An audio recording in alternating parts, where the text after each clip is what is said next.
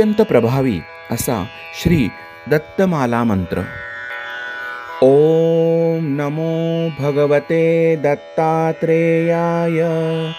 स्मरणमात्र संतुष्टाय महाभयनिवारणाय महाज्ञानप्रदाय चिदानन्दात्मने बालोन्मत्तपिशाचवेशाय महायोगिने अवधूताय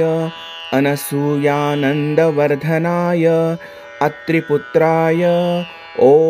भवबन्धविमोचनाय आम असाध्यसाधनाय ह्रीं सर्वविभूतिदाय क्रौं असाध्याकर्षणाय ऐं वाक्प्रदाय क्लीं जगत्त्रयवशीकरणाय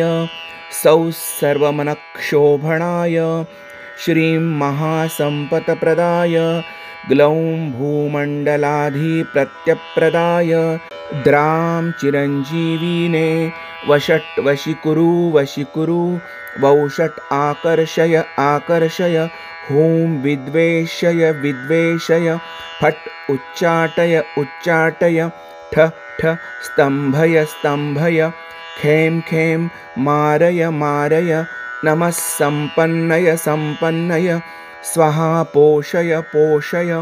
परमन्त्र परयन्त्र परतन्त्राणि छिन्धि छिन्धि ग्रहन् निवारय निवारय व्याधीन् विनाशय विनाशय दुःखं हर हर दारिद्र्यं विद्रावय विद्रावय देहं पोषय पोषय चित्तं तोषय तोषय सर्वमन्त्रस्वरूपाय सर्वयन्त्रस्वरूपाय सर्वतन्त्रस्वरूपाय सर्वपल्लवस्वरूपाय ॐ नमो महासिद्धाय स्वाहा। ॐ नमो भगवते दत्तात्रेयाय स्मरणमात्र संतुष्टाय महाभयनिवारणाय महाज्ञानप्रदाय चिदानन्दात्मने बालोन्मत्तपिशाचवेशाय महायोगिने अवधूताय अनसूयानन्दवर्धनाय अत्रिपुत्राय ॐ भवबन्धविमोचनाय आम असाध्यसाधनाय ह्रीं सर्वविभूतिदाय क्रौं असाध्याकर्षणाय ऐं वाक्प्रदाय क्लीं जगत्त्रयवशीकरणाय सौः सर्वमनक्षोभणाय श्रीं महासम्पत्प्रदाय ग्लौं भूमण्डलाधिप्रत्यप्रदाय द्रां चिरञ्जीविने वषट् वशीकुरु वशीकुरु वौषट् आकर्षय आकर्षय हूं विद्वेषय विद्वेषय